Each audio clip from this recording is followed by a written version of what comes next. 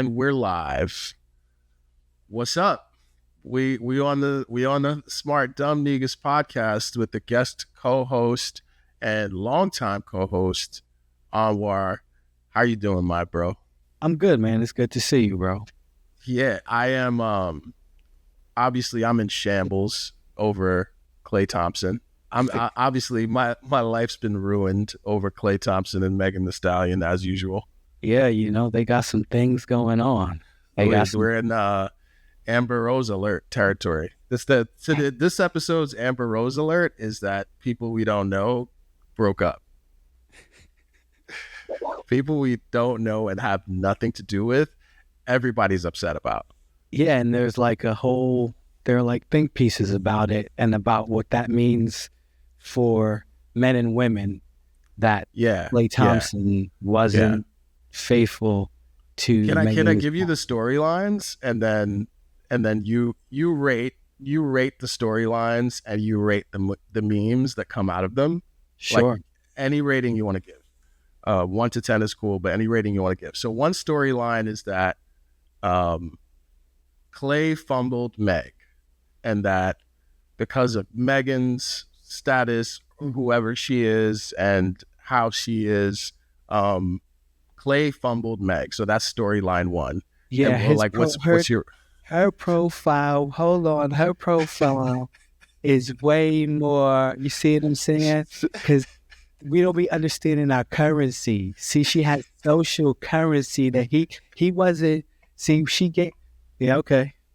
Well, so what's your rating? What's your Mm-hmm. rating of Klay fumbled? To be honest, though, it's C minus. C minus. It's not good, but it's not failing. It's not failing. Average. It's a little less than average in my opinion. I'm gonna give it a C plus because there are aspects of the Klay fumbled Meg thing that I understand. Like Klay he's not the youngest NBA player, right? Like, and he's also like, first of all, like bread is bread. So we're never gonna like turn our nose up at bread. I certainly won't. So like Klay Thompson, like holler at me, bro. You want to record a pod? Like we got you, bro. Like, yeah, like it's bros over Megs. But anyway, if I'm looking at his NBA career, it's on the decline. Plays over nays. Plays over nays, Stallions. You know what I'm saying? Clay's over nays. First of all, why does no one bring up that a stallion is a male horse? Like our literacy levels right now. She represents for a lot of women like the quintessential, like the proto feminine, and sure, her name is literally the male horse. But we'll get back to the that. Italian stallion, yeah. Yeah. Well, it's because we're also comfortable equating black women with men because of the, like there's a lot going on there. I don't want to long time. First of all, we're in mixed company. Direction. We're in mixed company. We're recording a podcast with other like producers there, and I'm like, do I want to let them in on the Venus Hottentot, Serena Williams of it all? Because we be too everybody. You do this, and then you at the barbecue. You trying to invite everybody to the barbecue. You punch your racist father for saying the N-word. You at the barbecue. We bringing you extra food. We don't have any privacy. I'm not letting them in on that. But it doesn't benefit. We have dope ass producers right now, so shout out to them, especially on a little bit of time. They did an amazing job. But so I'll give it a C plus because Klay is on the last leg, literally on his last legs, like he's torn both ACLs type shit, and he's not a Steph Curry. Like he doesn't have what we call a personality. Like, so he's not gonna be doing like a lot of like endorsement deals post career. So this kind of pairing, like, arguably could have glowed Klay up on some like Russell Wilson, Sierra. That's kind of what the pocket he was in. He could have been like the cornball type of athlete, like a light cornball, like not crazy, but light cornball type of athlete who could have maybe been like, if he took the right role in some couples endorsements and advertisements and red carpets. Like he could have done that. Like you stay relevant. It gives you a lane. Yeah, which also gets you more bread. Like that gets you bread outside of athletic. I don't know what Klay's. First of all, that should be a list right now. What do we think Klay's endorsement deals are going to be like post NBA? Skechers. Klay in this Steve Madden zip ups. Klay in the Steve Madden quarter zips. Oh man, I forgot the quarter zip era. That was a whole little season. The quarter, bro. All right, let's again. So next, what's the next storyline? Okay, so the next storyline is Klay my king. Klay's pimped out. Klay's my king. Y'all thought he would ever get caught up with a hoe. And now he done tossed that hoe to the side like, I got y'all. He's eating it is. That she tooted and booted on her. Tooted and booted on her. So Klay skated off in the whip. That's the other storyline. What's your grade on that? Like that he cheated, but like, he meant to cheat. He meant to like give her all the gifts and take her everywhere and be his family. But he meant to cheat. He meant to cheat though. Oh man. Oh man. Do I say my honest grade or do I say the grade? Say the grade, man. Say the grade. We're gonna have to go ahead. We're gonna have to go ahead with it. This would be. First of all, we're never gonna have any other women fans, but I'm gonna give that one. You know what? I think the only thing that makes this a B minus for me is how Klay behaved in the beginning of the relationship. Like Klay was like, "Yo, come meet my white moms." You know what I mean? Like, and that's a lot. That's a lot. I don't understand. She was out here. She got whole songs on the radio. Yeah, that's about him, right? Like, I mean, like a lot of her songs. So let's get to the nitty gritty of it, because one of the real reasons that everyone is really shocked about how this played out from the men's rights point of view. Like if I go into the men's rights of it all of her songs are ladies is pimps too. They're all like, hey, like I don't need no man. I don't need it. I run through these niggas. And it's like, cool, got you. Like message received, right? Mm-hmm. And then like I got collard greens with the ham hocks in it. I'm making him the mac and cheese. I'm cooking the turkey on Thanksgiving. And I'm like, that is a very different message, my dear. Yep. That is a very, very different message. Klay doesn't have songs out. So the only way we know how Klay gets down is based on past relationship history. And he's been a professional athlete basically his whole life, right? So he's the son of Michael Thompson. This is for the limited women who will listen to this podcast. Klay is the son of Michael Thompson, who was a Laker great. He was he played at University of Washington. He was a lottery pick. I think he was the 11th pick in the draft. I think that's why he uses number 11. He would have been higher in the draft, but he likes to hit that sticky. He was hitting some of that. He was that piff.blogspot when he was in college. Feeling it. Caught up. Yeah, he was very, very caught up. And so he slipped in the draft, ended up on the Warriors. The rest is history.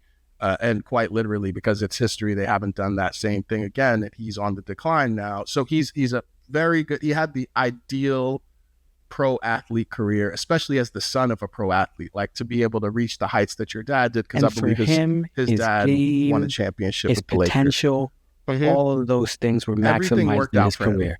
Like everything worked out for him. It couldn't be better.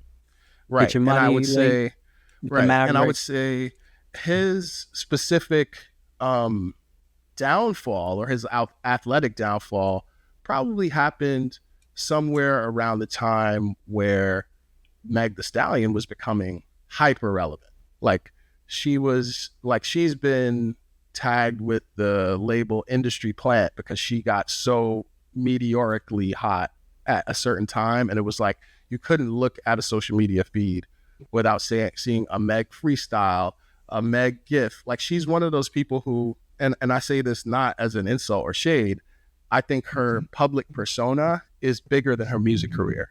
And that's the social capital point from the first storyline, right? Like, so her endorsement deals, her presence is a little bit bigger than what her music would have created. I would say. Is that fair to say? Mm-hmm. I think that's fair. Okay, another way of framing it that I was thinking is that industry plant time where you couldn't stop seeing her. Those freestyles were also all good. Yes, I remember them being good. There being a time where she was like, no, but she could rap. Like you're seeing her everywhere, and every time she's rap, that's rap, right? That she's doing. But that's different than like her commercial output, right? Her albums, and her albums have been significant. They've been, she's had, but I think in correlation, one with just the way she uses social media, things like WAP, those storylines make that kind of outstrips the music. It just does at this point, right? Does. Like she's not like brand. And we don't have to skip the fact that like Meg doesn't have the equivalent of 4 championships in her field. Like if it were like 4 classic albums, then we would be having this conversation a lot differently. But I think what Meg has is some really great singles. She has persona as one of the biggest sex symbols in America, at least, but probably the world. And that's going to carry her for as long as it carries her. But she doesn't have the same cachet in her field as a musician and an artist as even, say, Cardi B. Like Cardi B has comparable cachet to a lot of the other top artists. And here's the real, I would say, the tragedy of Meg Thee Stallion. I think when you sell this idea of men versus women, and then it comes back to bite you, every single time you have a relationship, it's going to be like Elizabeth Taylor in the 60s. Like people are just going to celebrate that you failed at relationships because your entire premise is that you don't give a fuck about relationships. So it's weird. Like I think it's easy to sell that to the Black community, especially because like anything that is selling us as against each other, like we're buying it like McDonald's. Tyler Perry. Yeah, exactly. Anything that sells us as divided, unless he wants to work with us. Yeah, unless again, I wasn't saying that. Tyler Perry Studios. I don't know if you have a podcast. If you have podcast mics there, we're down. We're down for whatever. We're down for whatever. I mean, not actually with Tyler Perry. I'm not down for whatever. Sorry, bro. You gotta be very careful. Let me watch my words. Yeah, maybe on you. Yeah. Tyler Perry freak-offs is crazy. No, thank you. The Tyler Perry freak-offs with the Medea wigs in the background, like sitting on the top there, sitting on top of mannequins. Everywhere you look around, Tyler Perry's sleep paralysis demon is just fucking hovering over you. That's crazy, bro. Medea's Teddy in there. Perkins in the spot. So I think Meg is the victim of her own messaging and also the victim of her immaturity. But I don't remove Klay from that either. Like I don't at all remove Klay for that. Like everybody, like the City Boys Up, that whole crowd is like, okay, bro, like let's see where you are in 5 years. You know what I mean? Like Klay Thompson has the luxury of a lot of money, which doesn't necessarily guarantee his relational happiness. But that concept that Meg sold and that Klay is living, and that Meg is living too, let's be honest, that she's living single, like everyone is below my desires, all that we are worth is just our body parts. That's not a long-term game to play. They deserve each other. The outside of all these storylines is you all deserved each other, but you also deserved each other at this point in your lives where you're not mature enough to have a healthy relationship. And that assigns blame to her in a way that there's no evidence of. the storyline is he cheated. That means that there's a reason to assign blame to him. Right. But to the point you're making, the fault is in assuming this identity of being Teflon to relationship. Yes. And not allowing, and then having reality shatter that premise. Come and bite you. Yeah. Right. Yeah. Like, and that's such a great point that you make there. And I think it's also why Meg's music never clicked with me. Because it's like, if you are just the female answer to fuck bitches get money, if you're just fuck niggas get money, there's nothing new about that. There's no new messaging. It's like we've seen that kind of marketing of female rap artists forever, right? And I think it's the thing that distinguishes someone like Cardi B from someone like Nicki Minaj or Meg Thee Stallion. And not to say that Cardi B doesn't engage in some of that messaging too. Obviously she does, but she also has like, be careful with me. Like, hey, here's how I want to be treated in a relationship. She also has like divorce music. Like she's continued to grow as an artist in her lyrics with her life. And I think when you lay out that kind of pathway as Meg of like, well, I'm only going to be speaking to this message and this kind of divisive, like black man versus black woman shit. It's not, you reap what you sow, basically. The emptiness of the messaging let Sexy Red catch her. Yeah. Because right? there's always going to be one. That. Yeah, a lot of people. There's always going to be that. one. Like if that's all it is, then yeah, okay, fine. There's a lot of that, Yeah. and then Sexy Red kind of flips it more, where it's like, yeah, but I'm going to be submissive, right? And that I'm gonna play it both ways. You can. That hand is just pretty shallow, right? And that when I say deserve each other, I guess it's like again, I'm only living. I don't know any of these people, but the premises I'm giving about what's going on and what they provide me to work with is all shallow. It's all very shallow. Yeah.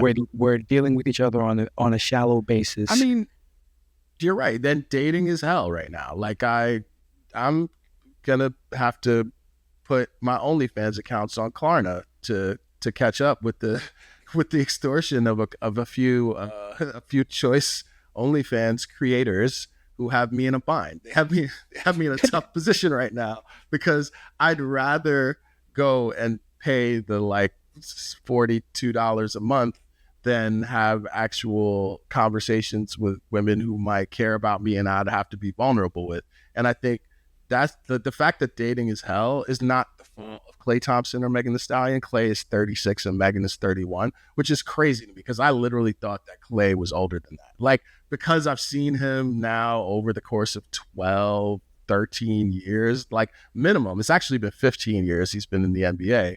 So crazy. It's like, I'm seeing him as older. It's like, no, like when you're in the NBA, you're a kid. But similar for Megan Thee Stallion, like she's been famous since she was like 21. And now that I know her and she's 31, I'm thinking and expecting, wow, what a life you've lived. But nothing has added to what would make you more mature. It's not either of their fault, but who I blame, who is a rapper? Who? Lil Wayne. Wayne, Lil Wayne is over here. Like, how I get into it? He's doing the 50 meme. Because it ain't tricking if you got it. Say more. Because I don't have it, and it's definitely tricky. It used to be hip hop's ethos. Hip hop's ethos was that you want to be the player, you want to be the pimp, you don't want to be the trick. Yeah. Right. You want women. Yeah. To give it to you. You don't want to be the one who has to pay for it. And that's not even always just like literally money. It's just like being chosen, right? The ethics of pimping. Mm-hmm. You don't want to like be square. You don't want to be about. It's like hip hop used to be about the kingpin and the dealer, and then it became about the user. Yeah. Right. Okay, you pushed me off the cliff.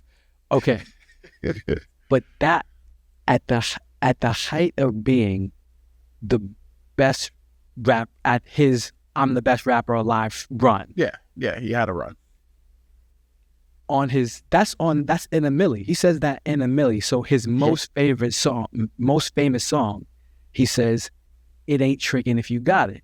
Yeah. which is a departure from the standard. Yeah. Right. Yeah. Which is like big pimpin', spin the cheese. You know what I mean?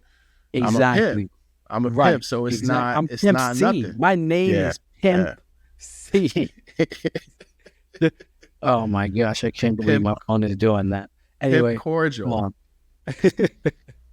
Anyway, so instead, now, if you got it, it's not pimping. I mean, it's not tricking. Right. If you got it like that, it's not tricking. It's just, you know what I'm saying? It's like it ain't nothing. It ain't nothing to me. Right. But the problem is, we are, as the population, as like the proletariat, like we are not in the positions these people are in, and these people are in bad positions. Like their money doesn't obscure the fact that they are in bad positions. Oftentimes, they're in a transactional universe where I can't imagine Klay Thompson trying to vet potential romantic partners. I can't imagine Meg Thee Stallion trying to vet potential romantic partners. Meg Thee Stallion, let me break it down how mad niggas is right now, because I'm in a group chat, as you know. I mentioned it a lot of times. I'm in a group chat with my cousins, and when I say the celebration that happened when Meg posted that, like he cheated on me, that the level of celebration, and I was like, yo, are you niggas okay? Like, are you okay? And now, because she's in that position where she's like, yo, like she got Tory Lanez out of here. First of all, yo, the fact that niggas want to die on the Tory Lanez hill is wild to me. It's so wild to me. I'm like, wait, we going up for Tory Lanez now? Like, it's like a Boondocks episode. It's like a Boondocks episode, dog. We're like, we're really willing to fucking put our lives on the line for fucking Tory Lanez. Despite his hairline and clothing choices, right? Alone, like, and if you took that and then you add his father and his father's behavior, and it's like, okay, he was wild. We will defend a lot of like we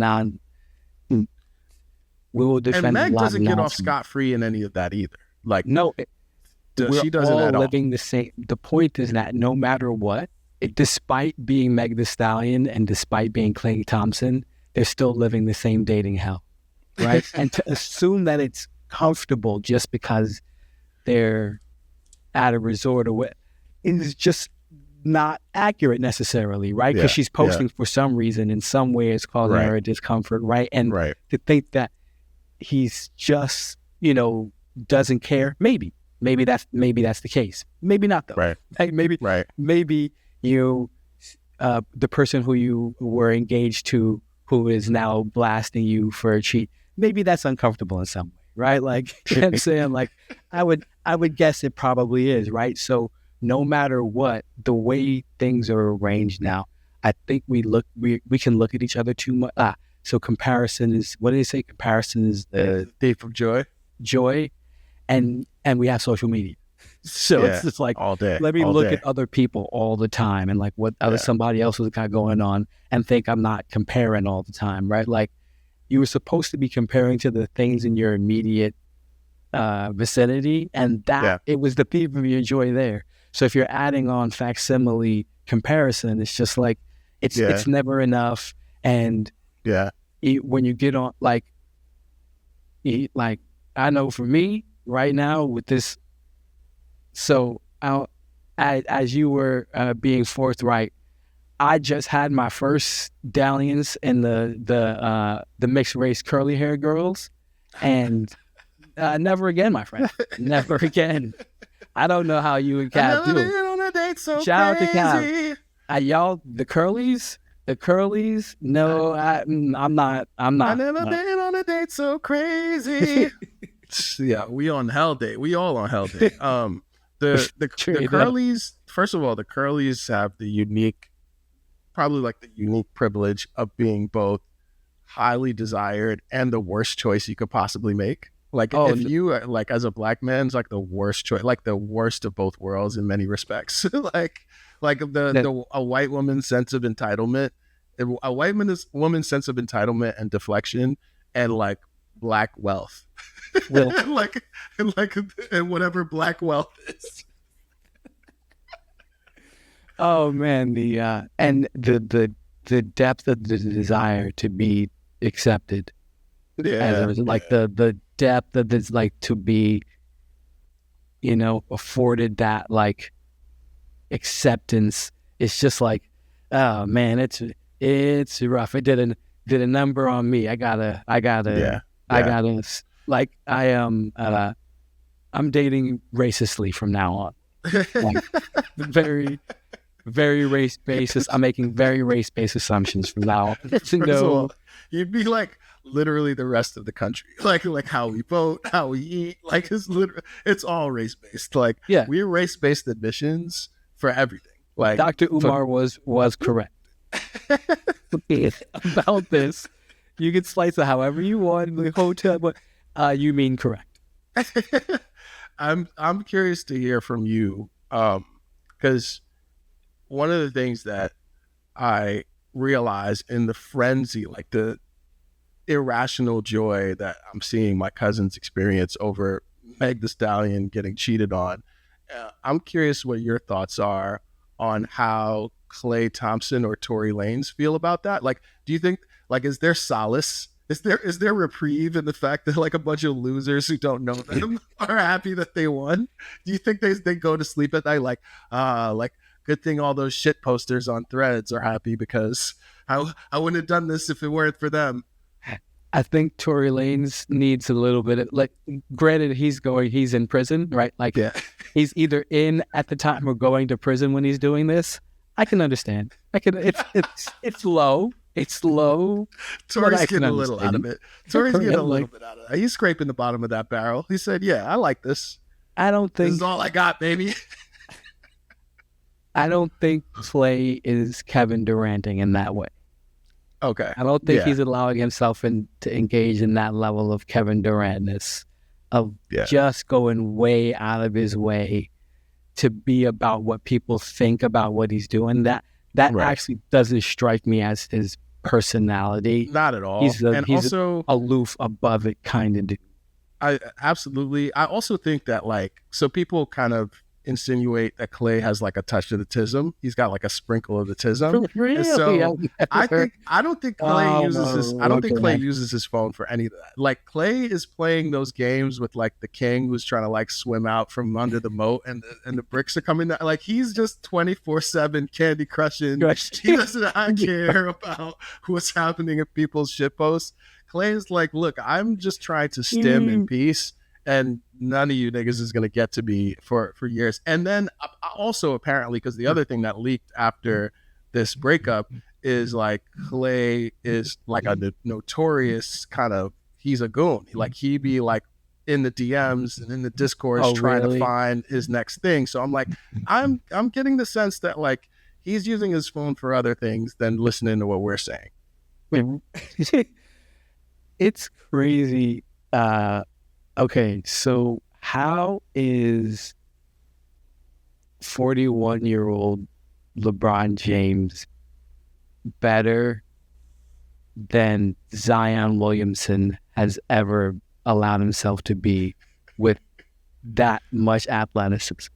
First of all, two things that you said in this podcast, literally. It ain't tricking if you got it, because that's definitely Zion Williamson. He's definitely that's what made me think of it. Like, that's 1,000% it. But then also social media. It's like gooning on social media is how he finds partners. Like LeBron, I think one of the main instances of marry who you met in high school. Like, make shrewd decisions based on where you're going to be or where you plan to be in life. And LeBron, he's mastered that. First of all, does anyone know who Kawhi Leonard's wife is? Like, no. Like, and that's purposeful, right? And not to say that Kawhi's only made good business decisions. Lord, would that not be the case? But there's a reason why I don't like.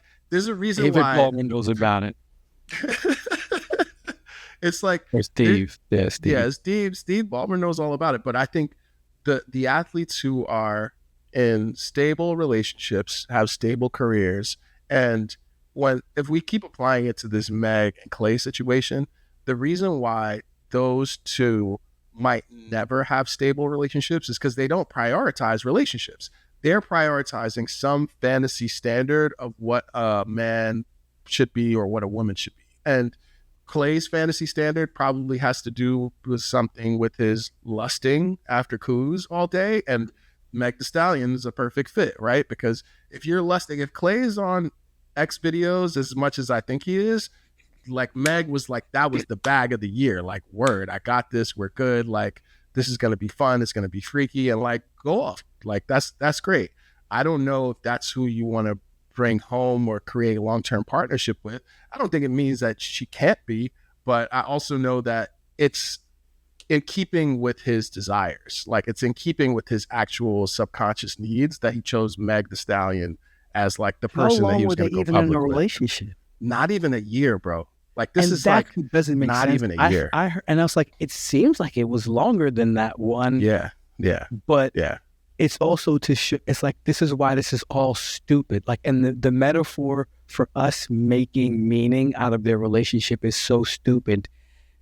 She, after making her whole brand about like her independence and her, her willingness to be the pimp, hot girl summer, all that, then to be out here pivoting even in your brand to a relationship with someone who is as well known as this guy is, and to be like claiming each other in that, moving towards marriage kind of a scenario, only to then all within the span of a year is like, what the fuck? Yeah, it's insane. It's insane. Like, it's insane. And also, even more insane is that people that like all the city girls and the hot girl summer Megan ponies or whatever they are like, yo, it's up, and like, F these niggas, like, it's up now we ain't doing it. It's like, first of all, why is this the compass for your decision making? Why is Meg Thee Stallion your moral compass?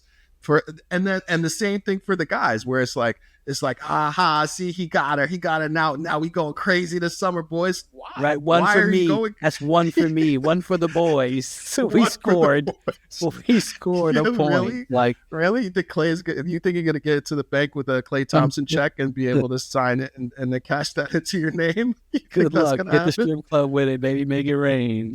Make it rain on them, kid. Make it like they're gonna get a little Klay vouchers. They can get a little Klay. Klay giving out the PPPs. Oh man, to all his fans, it's ridiculous.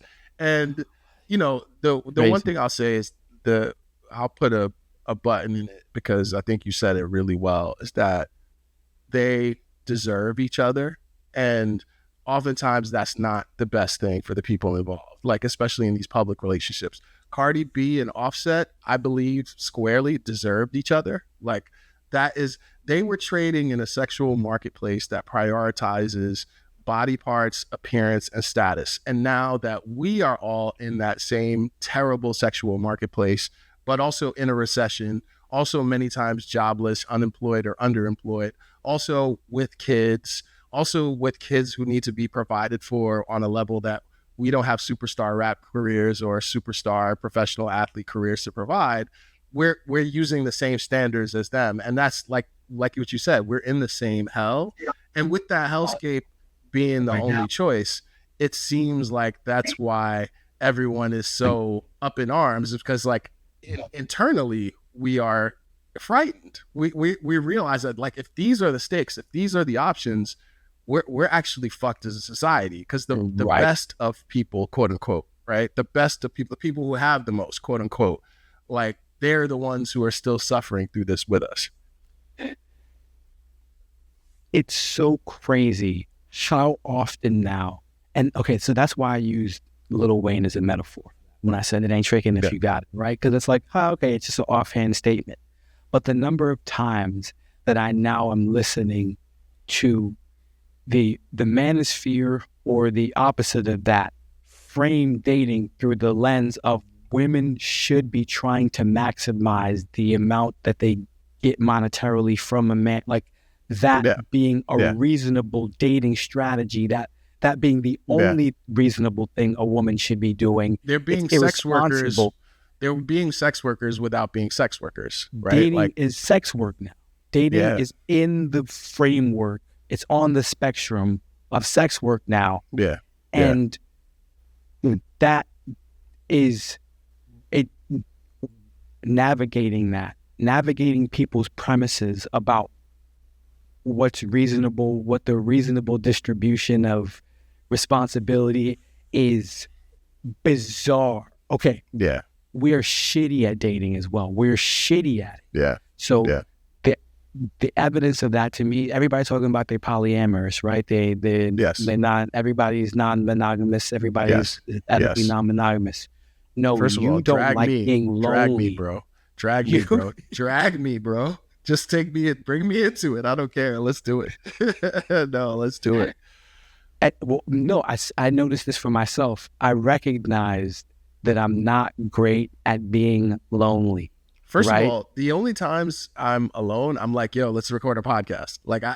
I need to be made busy mentally in order to feel like I exist. Like, there's so much going on with, and you're absolutely right. Like, even as a person who claims polyamory, I've been non-monogamous for years. I've been in long-term non-monogamous relationships with multiple people. And the way that my phone rings off on a daily basis is wild stressful, bro. It's like if you had every single alert that we already all have, and then also these other important relationships that are going on in your life are accessing you and your availability 24/7. Both the insecurity that is bred by that, like you feed into people's attachment issues, you feed into their paranoia about being abandoned, and that alone should be an alert to us that this doesn't belong in the same sphere as a fucking Instagram like those things should not be coming from the same device and informing us how we should feel about ourselves and each other. But the other part that you touched on, and I'll let you continue too after this, is one of the most beautiful things about being alone is that you get to understand your value. And that doesn't mean that you're not part of a community or you're not interdependent in some very key ways, but the best polyamorous people I know have lots of alone time. Like they cultivate hobbies, they have friends, they're not, and since I'm one of the worst polyamorous people, I don't. Like, I'm just like, yeah, like, let's clock in. I'm just checking into the next relationship. With Monday's your day. All right, cool. Wednesdays, we're going to shift it around. I'm going to have Wednesday meeting with her and her. And then after that, we're going to go over to Thursday meeting. I think we're going to go to the movies. On Friday, we got a concert. So I'm just clocking in and out of relationships. I have no actual sense of self outside of the art that I make. And it's fucking me up. Hence, it's hell. Yeah, okay. It's definitely hell. Because a lot of guys are desirous of the dating landscape that you're talking about. That's exactly what they're asking. They think they are, but yes, right? Yeah, they think they are. So you made a point that brings me back. There's one time I was on plant medicine, and I was thinking about the word lonely, like feeling. I was by myself, and I was like, feeling lonely. And I realized that no, I wasn't feeling lonely. I was feeling solitude. Right. Loneliness. What's the difference though? Well, I want to understand the difference so that I can fucking get on your. Because like, nigga, we about to have a real podcast now. If you could start explaining to niggas how to not be lonely, yo, we about to go up. Loneliness desires not to be alone. Yeah. Solitude doesn't have that goal. Solitude is just the state of being. So what really happened is that first I was feeling lonely, and then my mom's voice came to me right when I had started to enjoy the loneliness, the solitude, right? I had just started to enjoy the solitude because I realized that I had the thing about you have privacy.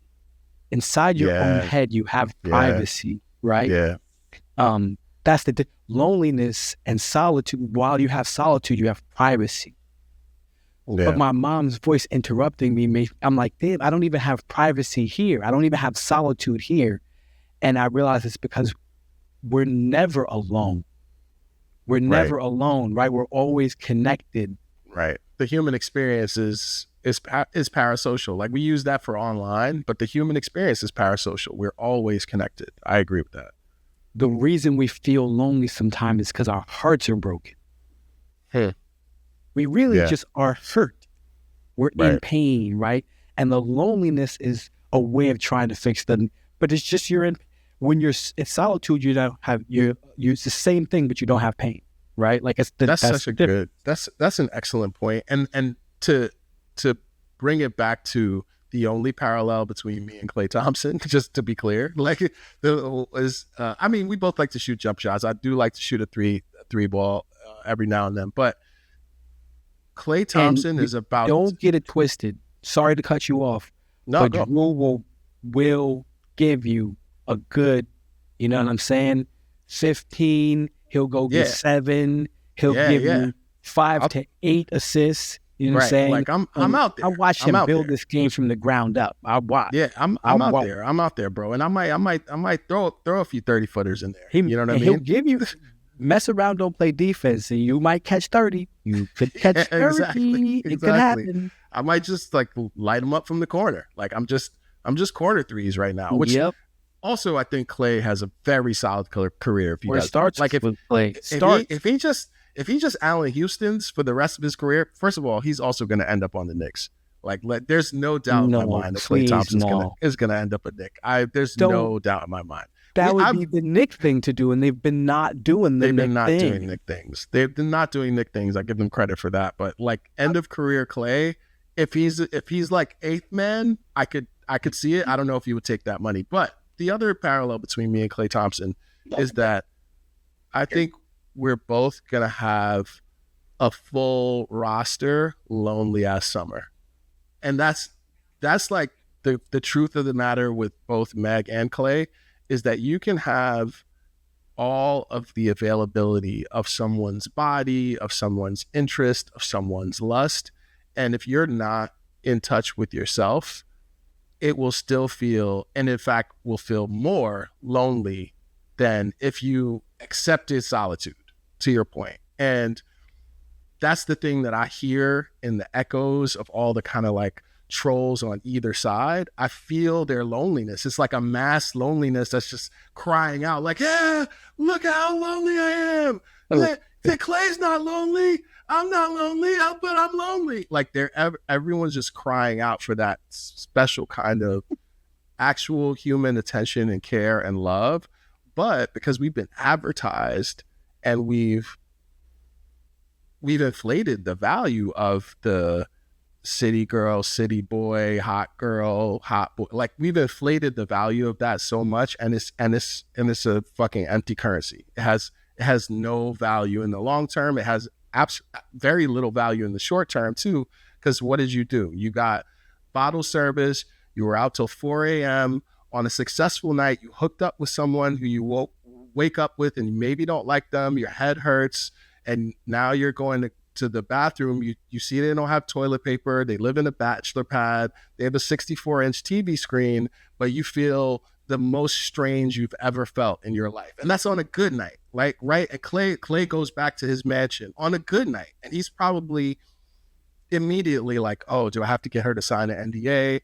Like, yo, did security catch her on the cameras? I wonder if she took anything. Like, that's what Klay's morning is like after one of his best nights. Like, Kush roll, glass, like he's in that Drake phase of his life where that stuff doesn't feel as cool at 36 as it did at 26.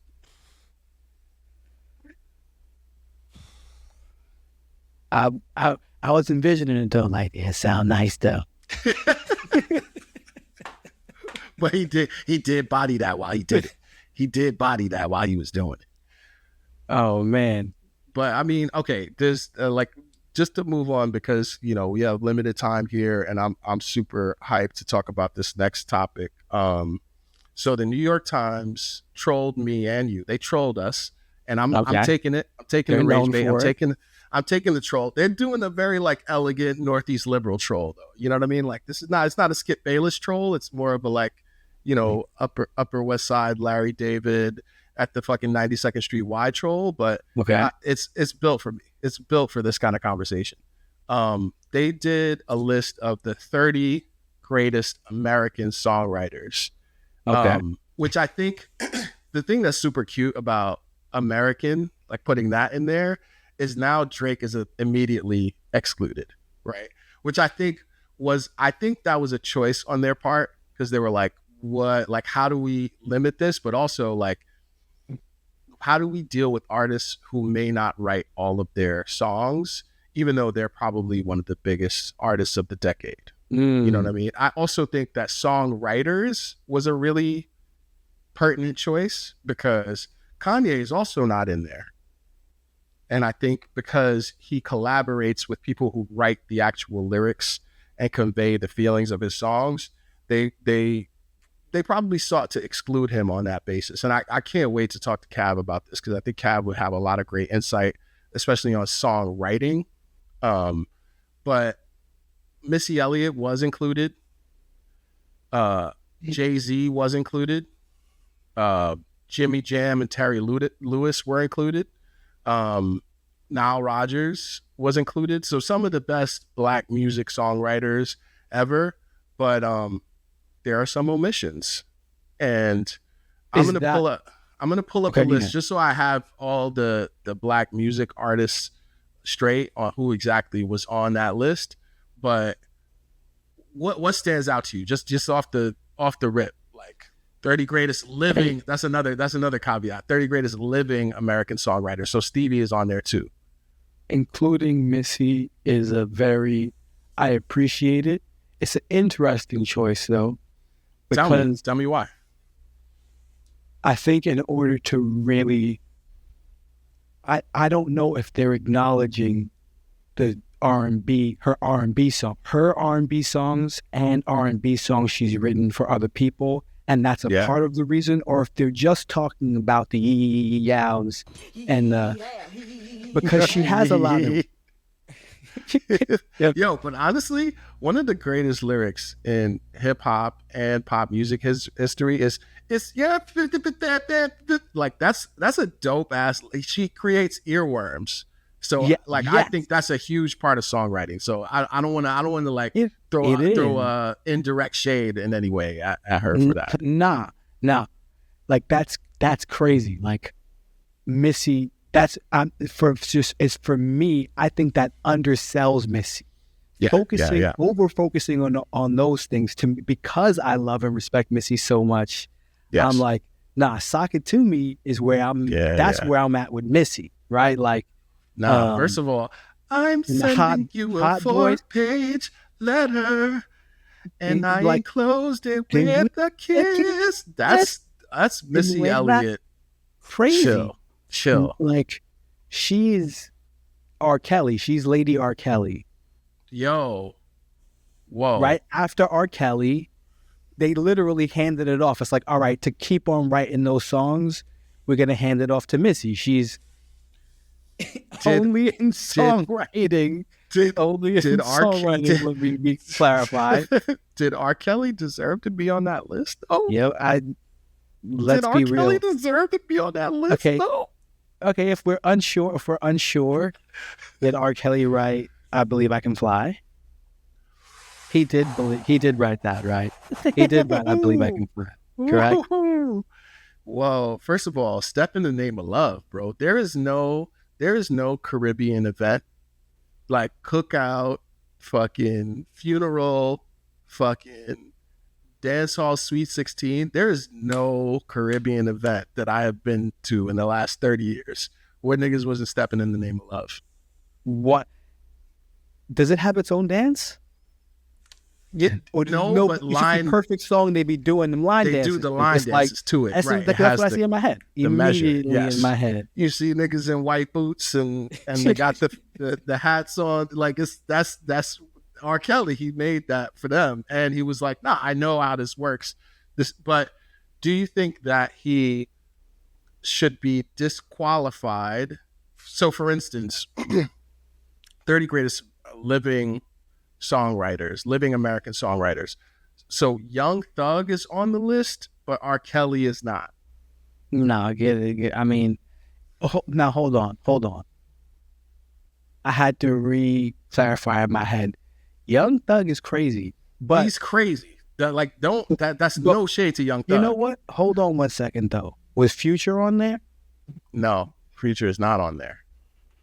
And he could just as well be in then that. Save Me the Young Thug. Then Save Me the Young Thug, right? Like that's a whole thing. That's a whole line there. And it's like, really, it's not that I don't think Young Thug is arguably technically written better songs, but it's okay. Future is a genius in the most negative way. And I say that because when you think about the song Mask Off, the chorus is basically him saying, like, prescription drugs, like, and like their brand name, like something that technically could get him sued over and over again, chanting prescription drug name. Yeah. Unless Pfizer was in on it. Why are they letting him say that? So you were going to bleep out weed, but we're going to let him chant Percocet, Molly Percocet. You know what I'm saying? That's that level of the genius. Okay, there was a time I remember I was driving in my car and they played the J. Cole song about, and you with a pocket full of and an erection, and then my body start raising, baby. You was my little man up, baby, right? And they bleeped out condoms. First of all, is he one of the worst living American songwriters? Because that song chorus alone, writers, his chorus game. He's recognized it and gotten better. But absolutely, shout out to Skrill, but forever got me falling asleep all night. No, got me open all night, falling asleep to J. Cole songs. She got me up all night, falling asleep to J. Cole songs. Just be naps. His chorus be naps. It's a little break. He takes a break from the song. The chorus is taking a break from the song. Nah, but what are we talking about? Future. Why are we talking about J. Cole? Matter of fact, why the fuck are we talking about J. Cole? Future's great at songwriting for the most negative effects. So they bleeped out when he says condom with a pocket full of condoms. They bleeped out condoms. And then the next song is Future chanting Molly Percocet. Right. So why would you bleep condom? Like, how does this work now? What is standards and practices protecting us from? Condoms? No, well, that's telling. The Jigga Man is on there, deservedly so. And the New York Times has some great content with him breaking down cadences in hip hop and like what he learned from and how cadence is such a big part of, hip hop lyricism and songwriting. I think you might have to include, because of those cadence facilities and those cadence considerations, we might have to start thinking about people like Kodak Black or Eminem, or like, I won't be thinking about it. Like just on cadence stuff. Before, so Jay-Z is a better songwriter than Nas? Yeah, it's weird that you have one on this and not the other. So they pick 30. So whenever you pick an arbitrary number like 30, it's obviously to get people riled up. And if I were to go on the body of Nas's work, even if I stopped early, I think you have one of America's 30 greatest songwriters. I think even if you stop at It Was Written, even if you stop at Stillmatic, you still have 4 to 6 songs that are essential hip hop songs. You got to give it Godson. Let's go to Godson. Let's cut him off there. You still have 4 to 6 essential hip hop songs because of their writing. Like their writing and their composition is so skillful and so catchy. Like there is this trend right now, because of the way we listen to music, because of the way we listen to apps like Spotify, where Gen Z, like, you don't know what a 26-year-old is walking around in their headphones to. But I used to work with somebody brilliant, 26-year-old out of Minneapolis, and we were talking about like our Spotify most played songs, and one of hers was award tour by Tribe Called Quest. And I never would have guessed that, because it's like, everything that's been blasted to her is like Taylor Swift, like Olivia Rodrigo, Taylor Swift, Sabrina Carpenter, Taylor Swift. Like, that's what's pumped to her. But with and despite all that, she's playing award tours. She's playing If I Rule the World constantly. She's not going to be playing Empire State of Mind constantly. Great song to Jay-Z's credit. That is not as relevant a song as If I Rule the World. I don't think it captures a specific kind of like personal experience. That is like the chaos I feel 2 weeks ago walking through Times Square and 17 niggas with fucking long lens cameras and iPads strapped to their chests because they want you to take a tourist picture are also blasting Empire State of Mind every 8 seconds. And I'm like, that's what that song is. That's what that reminds me of. It was its intention. It just worked. Yeah. Right? To be this big, it's New York. It's a Frank Sinatra song. Yeah. But it's also like, does that register as great songwriting though? Like he did what he intended to do. I give him credit for it, but I don't give a fuck about it. I never liked that. So like, I'm a Jay-Z fan, so I like when he wins. Right. But I never gave a fuck about that song. It's goofy. Right. I'm letting myself say it for thinking out loud for the first time. I don't like that song. I think Alicia Keys sounds stupid, and I like Alicia, but it's so empty, schmaltzy. It's so schmaltzy. Okay, my favorite version of Alicia Keys is "You Don't Know My Name," right? Like, and that's the opposite. It's using Alicia to do the worst. To be legend. She's also she's also not on this greatest living American songwriters list. Notably, so I don't know where we put her in that. I'm gonna give our great production partners a break and say that we're gonna wrap in this next 3 minutes, but I just want to specifically give us a chance to talk about Harlow hats. Okay, let's do it. I just want to give us a chance to talk about Harlow hats. If you think we can still pull it off, because listen, I can talk about that hat. I can talk about that hat. First of all, Jack Harlow popped up last month, starring as Talib Kweli. Like, specifically, all the military gear that characterized Reflection Eternal, Jack Harlow showed up in that.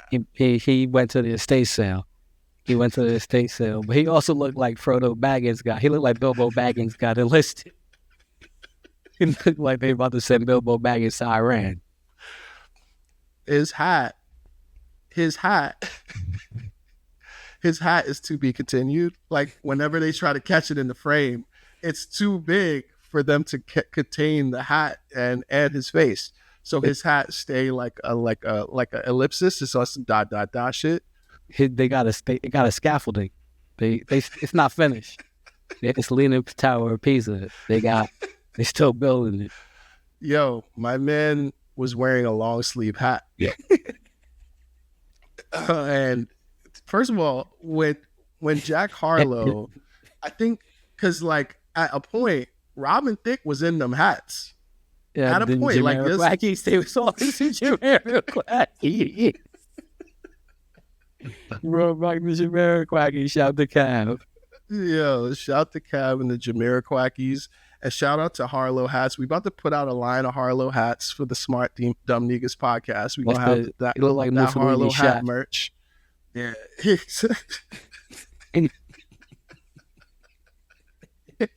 That's like Chef Boyardee, you know what I'm saying, when he was young.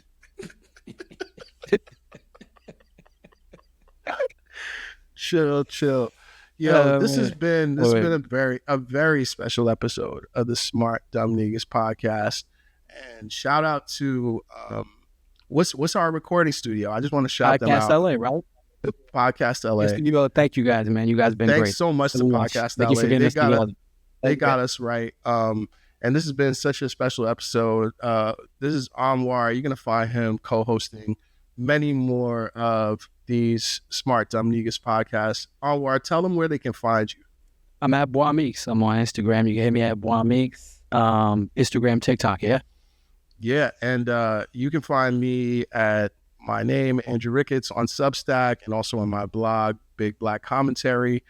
I really appreciate y'all for tapping in with us. This has been such an amazing hour for us. This is like, we do this all the time. We get to do this on the phone, and this is just another example of why this is fun for us and why we'll never be lonely. So stay with your fam, stay connected to your peoples out there. Peace, man. Peace, yo. Talk to you soon. Yeah. Flourish, nigga. Flourish, nigga. Flourish.